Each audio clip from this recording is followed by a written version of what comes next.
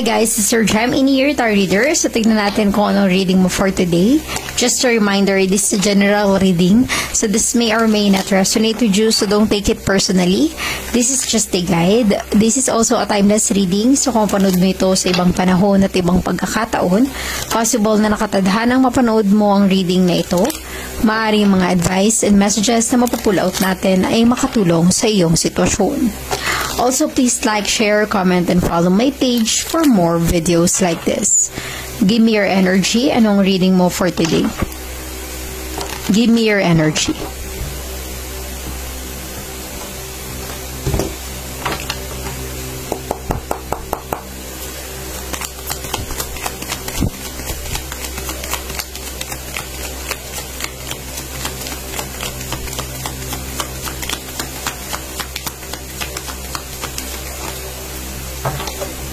Okay, you have here the Four of Swords, an air sign. Maaaring ikaw ay air sign, Gemini, Libra, and Aquarius, or posibleng connected ka with an air sign, Gemini, Libra, and Aquarius.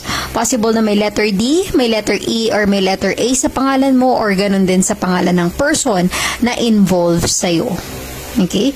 Four of Swords, ibig sabihin ito, you are taking your time to think about your life decision, your situation, mga nangyayari sa buhay mo.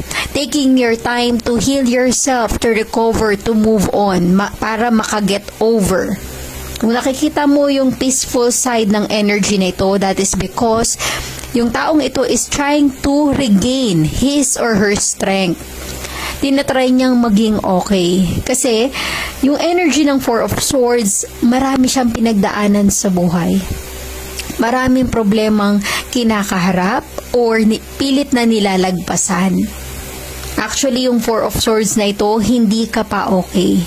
Nandun ka sa stage na tinatry mong maging okay. Pero you are getting there. Kung nandito ka na sa moment na ito, ibig sabihin yan, malapit ka nang makamove on, makarecover, malapit ka nang maging masaya, at masasabi mo sa sarili mong okay ka na. Okay? Kasi ito yung energy na para bang you are trying to accept the reality. Tinatry mo na tanggapin ang katotohanan na ito talaga yung nangyari, and then move on, move forward. Kasi minsan sa buhay natin, kailangan acceptance is the key. Kailangan mong tanggapin yung mga pangyayari kasi wala na tayong magagawa. Diba? May mga bagay talaga na hindi natin makakayanang makontrol. So, yung mga bagay na pwede natin gawin, dapat doon meron tayong confidence sa sarili na maiayos kung ano yung mga bagay na pwede pa nating ayusin.